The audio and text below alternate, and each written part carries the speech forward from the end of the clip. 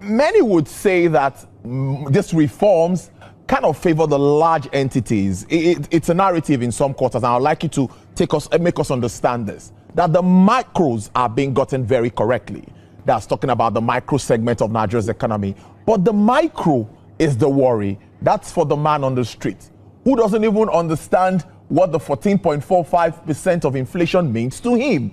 All he wants is to see that he can feed, buy whatever he wants, purchasing power being, to the level that he wants it to be. So what do you think? What are the plans? Because I've asked this question, or I almost ask it every time. What are the plans to address the fallout of some of these policies on Nigerians?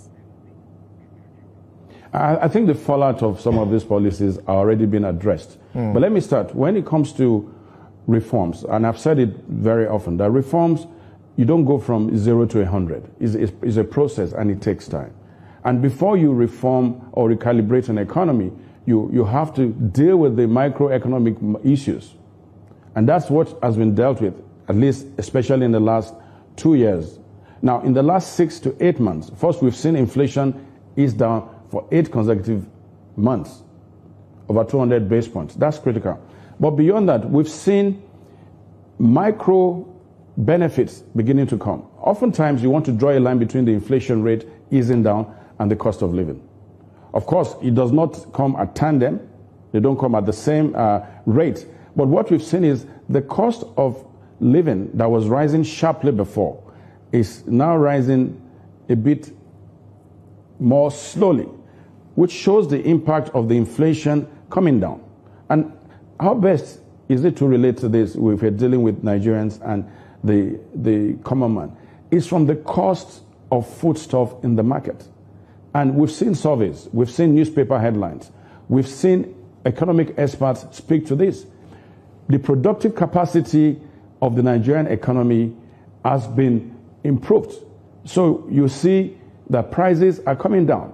Not all the prices, but very clearly, the key prices of goods that many Nigerians spend a lot of their income on, these prices are coming down. Even as we ease into the Christmas season, these prices are holding very strong. And this is a result of the sequencing I talked about, the macroeconomic efforts, because those macroeconomic efforts are the pillars that can deliver the micro benefits. And we're beginning to see that micro benefits. We're also seeing resources being freed up for education, for agri, for healthcare, for human capital development. It's all coming. So it's a process. We're getting to the stage of the micro right now. We're seeing vulnerable Nigerians being supported by this government, over 8.5 million. We're seeing investments being freed in for healthcare delivery. PHC centers, about 1,500 are being reinvigorated. We're seeing infrastructure coming up across the country.